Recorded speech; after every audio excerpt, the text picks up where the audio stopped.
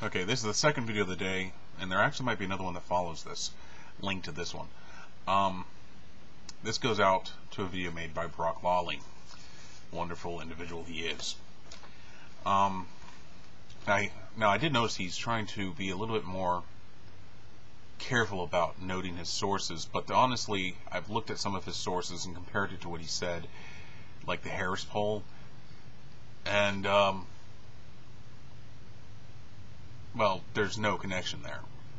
It's pretty much a non sequitur. So I'm beginning to I've always thought this, but most of the time, if he's not straight out plagiarizing someone and then puts it in the sidebar just so he says, well, this is who I got it from, I think he just throws things in the sidebar that he hasn't read or has just briefly looked at.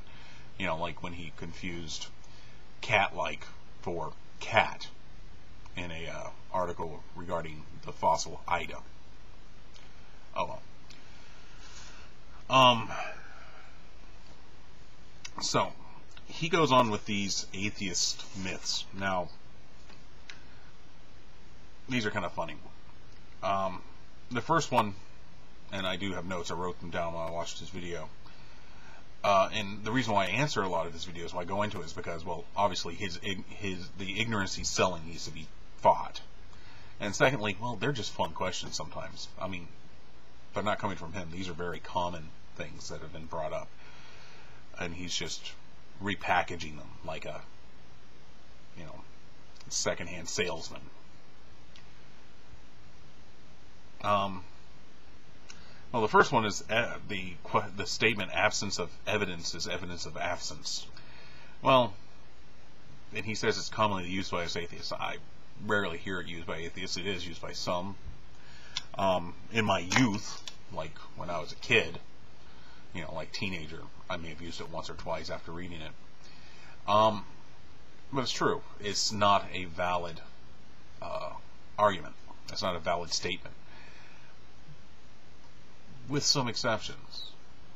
If you claim something exists, and you claim that something is all-encompassing and pervades all of reality, and you cannot demonstrate it, you can't show that it exists, that lack of evidence, that absence of evidence, is evidence of the absence of this entity you're claiming.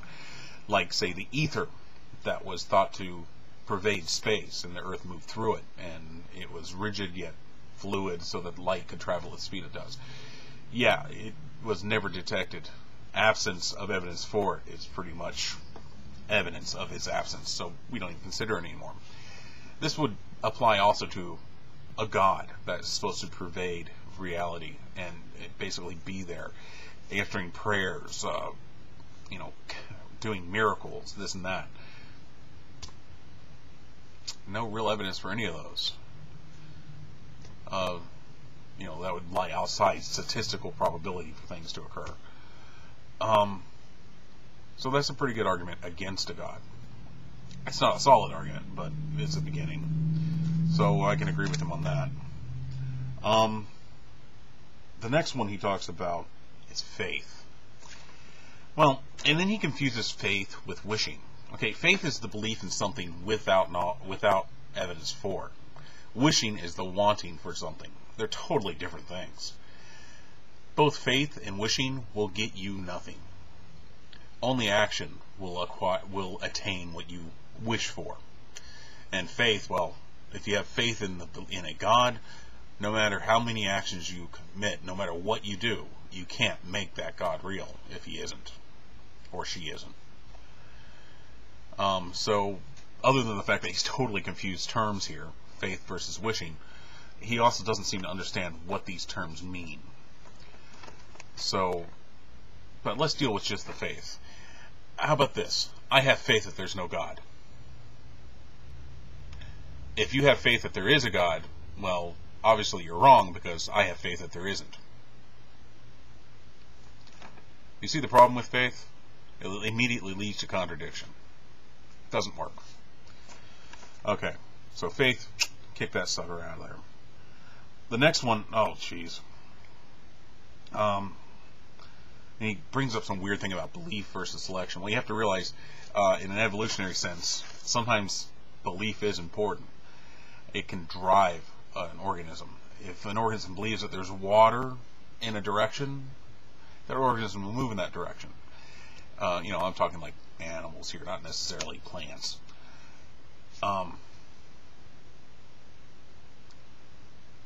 that can drive the animal far enough to actually reach a water source. So belief can have its evolutionary uses. Of course, false beliefs, believing that the lion's going to be a friend instead of, well, a very bad dinner mate, because you'll be dinner. Well, yeah, that's going to lead to your death and the lack of you producing offspring, and hence those kind of beliefs will be wiped out of the population. Maybe not completely, because variations do pop up here and there, which is why we still have people out there that believe in things like ghosts and gods. So belief can have an evolutionary survival aspect to it. It's not completely, anti-survival, unless you, choose a single example to talk about, instead of, maybe expanding your thoughts and going, hey, maybe this belief could work to prop up survival. In humanity, well, I'm going to kind of contradict myself here because I rambled a bit, but you'll understand why. Beliefs that cause cultural cohesion will tend to improve the reproductive success of the members of that culture. Why? Well, because they can find mates, they can get together, they can protect each other. Those beliefs do lend to greater reproductive success, and hence they have an evolutionary support. Beliefs like we have here in America, versus, when it comes to freedom, has very strongly bonded our culture. It may look loose on the surface, but as soon as you poke us, well, we stand up and we get pissed. Sadly, we quickly begin to kind of cool off again, and then we blame our leaders for much of what they did. For instance, I wouldn't necessarily blame Bush for the war in Iraq, but I do blame him for letting it go on as long as it has.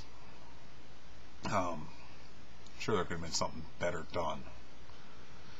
Okay, so beliefs can definitely have an evolutionary strength to them. So Brock, you're just wrong on that one too. Not surprising, because you don't really do your research, as the next example shows.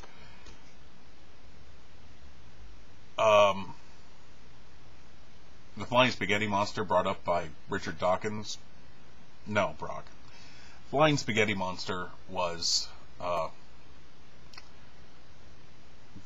invented in 2005 by Mr. Henderson. I think his first name was Bobby. I'd have to actually double check that to be absolutely sure. So you didn't even fact check yourself there, Brock.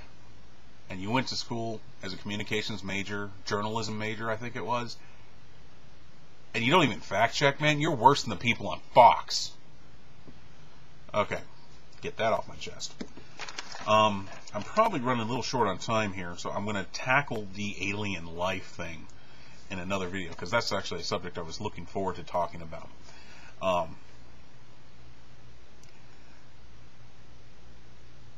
But other than that, I think I've covered most of what else I want to deal with Brock. So, to recap really quickly, there's true, a kind of fallacious statement, absence of evidence is evidence of absence. Can agree with him on that. The next one's faith is not wishing, and it is not action. Totally different things. You confuse the issue. And the second one was Dawkins and the flying spaghetti monster. That was just sheer stupidity on your part. Okay, I'm going to cut this one, go to the next one. So I'll see you guys again on the next video.